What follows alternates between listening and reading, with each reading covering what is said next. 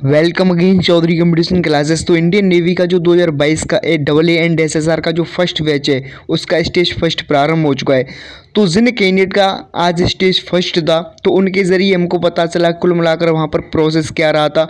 और इससे पहले मैंने आपको पता होगा समय समय पर आपके साथ रिव्यू शेयर करता रहता हूँ, तो कहीं ना कहीं इससे आपको ही बेनिफिट होगा। और मेडिकल का तो हमको कल या फिर परसों में पता चल जाएगा कि मेडिकल का क्या प्रोसेस है। अभी हमारे पास रिटेन एग्ज़ाम से लेकर PFT का पूरा प्रोसेस है और क्या कुछ वहाँ पर चल रहा है। और आपके मन में जितने भी डाउट्स होते हैं कि आपका वहाँ पर डॉक्यूमेंट्स वेरिफिकेशन किस तरीके से किया जाएगा, PFT में कुल मिलाकर कितने कैंडिडेट आउट हो रहे हैं, और वहाँ पर जिन बहुत सारे कैंडिडेट्स के मन में एक डाउट कॉमन होता है कि क्या PFT के दौरान आपका जब पुशअप लिया जाता है तो उसमें होल्ड करा रहे हैं या फिर नहीं करा रहे हैं। तो सबसे पहले मैं आपको यही सजेशन देता हूँ, जो भी आपके माइंड में कहीं ना कहीं आपके साथ गलत फहमी डालता है कि वहाँ पर पुशअप में आपको होल्ड किया जाता है, वहाँ पर आपको आउट कर दिया जाता है, तो मैं आपको डेफिनेटली श्योरिटी आपको देता हूँ एकदम परफेक्ट। यदि आपने थोड़ी बहुत भी प्रैक्टिस की है तो वहाँ पर आपको PFT में कोई भी आउट करने वाला है नहीं।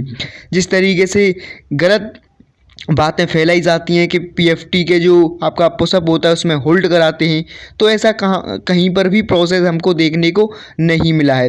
इंडियन एयरफोर्स हो चाहे आपका नेवी हो, कोस्ट गार्ड हो, इसमें बहुत सारी अफवाहें फैलाई जाती हैं, तो आप बिल्कुल इन अफवाहों पर ध्यान ना दें, अपनी प्रैक्टिस करें। आप डेफिनेटली अपनी PFT का जो प्रोसेस है आई थिंक उसको कंप्लीट कर जाएंगे। तो चलते हैं रिव्यू पर। तो आप यहाँ से देख सकते हैं इनका जो PFT है क्लियर हो चुका है। अभी इनका मेडिकल होना है, उसके बाद इनकी मेरिट लिस्ट आएगी। तो अभी इनको अपने मेडिकल का इंतज़ार है, इनिशियल मेडिकल होगा। अभी इनका PFT तक प्रोसेस जो कंप्लीट या कर चुके हैं, तो आप यहाँ से देख सकते हैं। तो इन्होंने अपना रिव्यू शेयर किया था। इनकी जो रिपोर्टिंग हुई थी सुबह 5:30 मॉर्निंग हुई थी। जब इनकी रिपोर्टिंग हुई थी तो कॉमन डॉक्यूमेंट्स थे, जिस तरीके से मैंने आपको पहले ही बता दिया था, आपको अपने साथ ये डॉक्यूमेंट्स लेकर ही जाने हैं। आपका इसमें ओरिजिनल साथ साथ में आपकी फ़ोटोकॉपी लेकर जानी है। ओरिजिनल डॉक्यूमेंट्स तो अपने साथ आपको लेकर ही जाने हैं। कोई कैंडिडेट सोचे कि मैं इसकी जेरॉक्स कॉपी फ़ोटोकॉपी निकलवा कर ले जाऊँ, अपने आधार कार्ड की हो, चाहे आपका 10th की मार्कशीट हो, 12th की मार्कशीट हो, और साथ साथ में आपको पता होगा MR का भी जो स्टेज फर्स्ट है प्रारंभ हो चुका है, उसका रिव्यू जैसे मुझे मिलेगा मैं तुरंत आपके साथ शेयर करूंगा।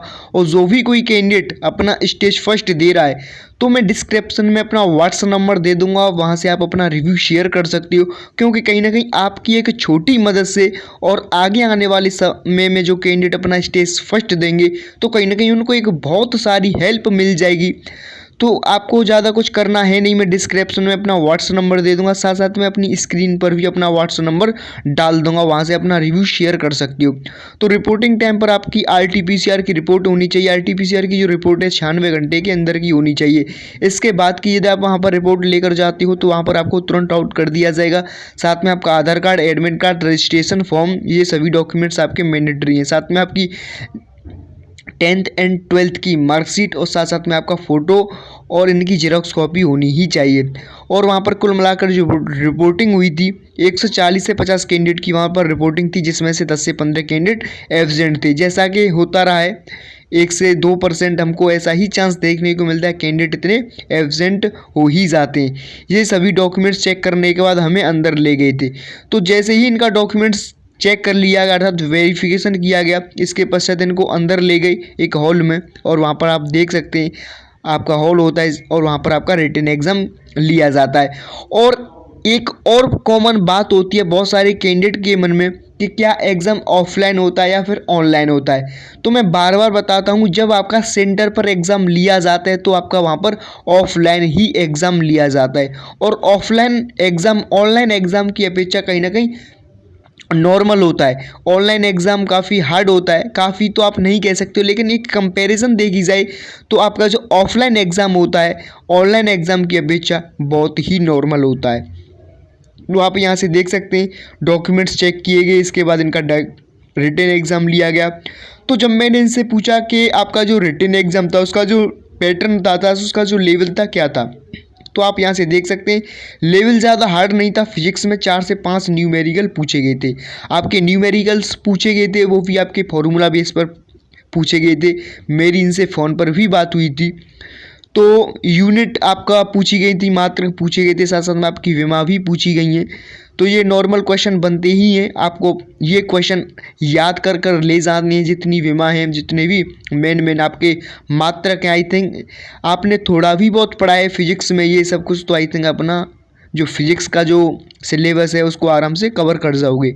इंग्लिश की बात करें तो इंग्लिश भी ठीक थी, आप यहाँ से देख सकते हैं। इसमें आपका सिनोनिम्स, एंटोनिम, आपका वन वर्ड एरर, मिसप्लेंड, ये सब क्वेश्चन पूछे गए थे, एरर पूछी गई थी। तो आप यहाँ से इसको देख सकते हैं। इंग्लिश का जो पैटर्न रहता है आपका डिफेंस का, एयरफोर्स, नेवी, सेम वही पैटर्न पूछा गया है। साथ साथ में आपका जो मैथ में लिमिट, ट्रिग्नोमेट्रिक, आपका मैट्रिक्स, एपी, जीपी, डेरिवेशन, इनसे संबंधित क्वेश्चन पूछे गए थे।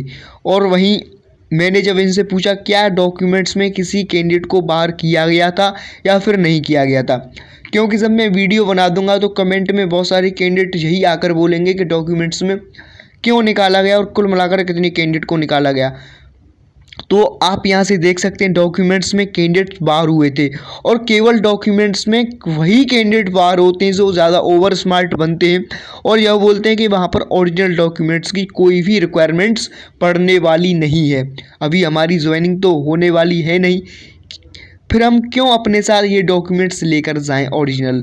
तो आप यहाँ पर ध्यान रखें, अपने साथ ओरिजिनल डॉक्यूमेंट्स तो लेकर जाने ही हैं। और साथ साथ में मैंने एक वीडियो बनाई थी, उस वीडियो की लिंक डिस्क्रिप्शन में डाल दूंगा। वहाँ पर जितने भी मैंडेटरी डॉक्यूमेंट्स हैं उसकी मैंने लिस्ट बताई थी, और साथ साथ में उनकी जेरॉक्स कॉपी भी आपको बताई थी। कुल मिलाकर आपको ओरिजिनल कॉपी तो लेकर जानी है, साथ साथ में इतने आपको फ़ोटो कॉपी लेकर जाने हैं। तो आप यहाँ से देख सकते हैं रिटन एग्जाम के बाद आपका पीएफटी कराया गया। पीएफटी में आपकी 1600 मीटर की दौड़ हुई, जिसमें आपका 10 पुशअप एंड 20 स्क्वाट्स लिया गया। इसमें से भी आपके 10 से 15 कैंडिडेट बाहर हो गए थे। तो ये वही कैंडिडेट बाहर हुए हैं पीएफटी में जिन्होंने बिल्कुल भी प्रैक्टिस नहीं की थी, जिन्होंने कहीं ना कहीं 1600 मीटर की दौड़ को ऐसा समझा था कि हम कहीं ना कहीं इसको क्लियर कर जाएंगे। साथ साथ में जो पुशअप और स्क्वाट्स होते हैं उनको भी उन्होंने ऐसा समझा था कि हम इनको आसानी से क्लियर कर जाएंगे। तो आपका कहीं ना कहीं कितना भी नॉर्मल आपका चाहे पीएफटी हो, चाहे आपका रिटन एग्ज़ाम हो, कोई भी आपका मकसद हो, तो आपको वहाँ पर प्रैक्टिस करनी ही है। जब तक आप प्रैक्टिस नहीं करोगे, आप कहीं ना कहीं इसके सारे छोड़ दोगे कि वहाँ पर ही देख लेंगे, आराम से क्लियर कर लेंगे, ये तो बहुत आसान है। तो कहीं ना कहीं आपका यहाँ पर अब जब आप उसका सामना करोगे तो वही जो आपको जब आसानी चीज़ें लग रही थी आपके कहने से, जब आप उनको फेस करोगे तो कहीं ना कहीं वही चीज़ें आपको काफ़ी हार्ड लगेंगी। और तब आपको पता चलेगा कि यदि हम इन बातों में ना लगते और यदि हम मेहनत करते समय रहते हुए तो आज हमको ये दिन देखना ना पड़ता। तो पीएफटी में आप थोड़ी बहुत यदि आपने मेहनत की है तो आई थिंक आप अपना पीएफटी क्लियर कर जाएंगे। और पीएफटी का कोई यहाँ पर एक्स्ट्रा मार्क्स नहीं होता है। तो कोई कैंडिडेट ये दिमाग ना लगाए कि 1600 मीटर की जो दौड़ है 7 मिनट में कंप्लीट करनी पड़ती है, यदि हम यहाँ पर 6 मिनट में क्लियर कर जाएं तो क्या हमको इसका एक्स्ट्रा मार्क्स मिलेगा। तो आपको यहाँ पर किसी भी प्रकार का कोई एक्स्ट्रा मार्क्स नहीं मिलने वाला। इनका सीधा सीधा साफ कहना है कि आपको 7 मिनट में दौड़ क्लियर करनी पड़नी है। आपको 7 मिनट के अंदर अपना दौड़ क्लियर करना है, चाहे 5 मिनट में लगाओ, चाहे आप 6:30 में लगाओ, चाहे आप 6:45 में लगाओ, या फिर आप 7 मिनट में ही क्यों ना लगाओ। आपको यहाँ पर किसी भी प्रकार का कोई अतिरिक्त नंबर नहीं मिलेगा। और आप यहाँ से इसको देख सकते हैं, इन कैंडिडेट का साफ साफ कहना है कि पीएफटी ज़्यादा हार्ड नहीं है। यदि किसी कैंडिडेट ने थोड़ी बहुत भी प्रैक्टिस की है तो उसका आई थिंक जो पीएफटी है क्लियर हो जाएगा। और होल्ड नहीं करा रहे हैं तो आप बिल्कुल भी इन अफवाहों पर ध्यान ना दें, जो हो सकता है कि आपको आगे आने वाले समय में जो अफवाहें देखने को मिलेंगी, आप बिल्कुल भी उन अफवाहों पर ध्यान ना दें। जब आप वहां पर जाएंगे तो आप बिल्कुल देख पाएंगे कि जो कुछ आपको बताया जा रहा था कि होल्ड करा रहे हैं इस तरीके से, काफ़ी हार्ड चल रहा है, तो ऐसा कुछ होता नहीं है। तो यही रिव्यू था, आपका एग्ज़ाम पैटर्न भी आपको बता दिया, साथ साथ में जो डॉक्यूमेंट्स हैं उसकी लिस्ट में आपको बता ही चुका हूँ ऑलरेडी। यदि आप अपनी कहीं ना कहीं जो डिसिप्लिन के अंतर्गत ये सब कुछ करते हो और यदि आपने पढ़ाई भी कहीं ना कहीं अच्छी तरीके से कर रखी है तो आई थिंक आपको अपना सिलेक्शन करने से कोई नहीं रोक सकता है। क्योंकि यहाँ पर कंपटीशन इतना है नहीं, क्योंकि आपको पता होगा पहले ही 10,000 कैंडिडेट सेलेक्ट किए गए हैं। और जबकि 10,000 कैंडिडेट तो जब सेलेक्ट किए जाते हैं जब आपका रिटन एग्ज़ाम कंडक्ट करा लिया जाता है। तो आपका यहाँ पर अभी तो रिटन एग्ज़ाम भी हो रहा है और आपका पीएफटी भी है। पीएफटी के लिए कुल मिलाकर 10,000 कैंडिडेट सेलेक्ट किए जाते हैं। तो आप यहाँ से लगा सकते हो, लाखों कैंडिडेट बैठते हैं। यदि आपका जो एग्ज़ाम होता, ऑनलाइन एग्ज़ाम होता, कोरोना वायरस नहीं होता और इंडियन नेवी ने जो प्रोसेस में कहीं ना कहीं जो चेंज कर दिया है वो चेंज नहीं होता, तो इसमें ही आपके 4 से 5 लाख कैंडिडेट एग्ज़ाम में बैठते। तो आप यहाँ से लगा सकते हो कहाँ 4 से 5 लाख कैंडिडेट हैं और कहाँ आपके मात्र 10,000 कैंडिडेट हैं। और इसमें से भी मैं आपको श्योर बता सकता हूँ कि केवल 8 से 9,000 कैंडिडेट ही अपना स्टेज फर्स्ट देने जाएंगे। इसमें से 1,000 से लेकर 1,500 कैंडिडेट तो एब्सेंट ही हो जाएंगे। तो ज़्यादा मुश्किल है नहीं, आपने जब थोड़ी बहुत भी प्रैक्टिस की है, मेहनत की है, तो आई थिंक आपका सिलेक्शन कोई नहीं रोक सकता है। आपको पता होगा इसकी जो ज्वाइनिंग है अप्रैल मंथ में हो जाएगी। क्यों न आप मेहनत करें और 4 से 5 मंथ के बाद यदि आप ट्रेनिंग पर चले जाओ तो इससे अच्छी आपके लिए और कोई बात हो नहीं सकती है। तो मैं अपना व्हाट्सअप नंबर बता दे रहा हूँ, आप यहाँ से मेरा व्हाट्सअप नंबर नोट कर लें 7505824522। तो जिस भी कैंडिडेट का आगे आने वाले समय में या फिर कल हो परसों हो अपना पीएफटी है, और या फिर आपके मन में कोई भी डाउट्स हो, कोई भी प्रॉब्लम हो, आप अपना यहाँ से कमेंट कर कर पूछ सकते हो। और साथ साथ में ये मेरा व्हाट्सअप नंबर है, यहाँ से आप अपना रिव्यू भी शेयर कर सकते हो। थैंक्स, जय हिंद।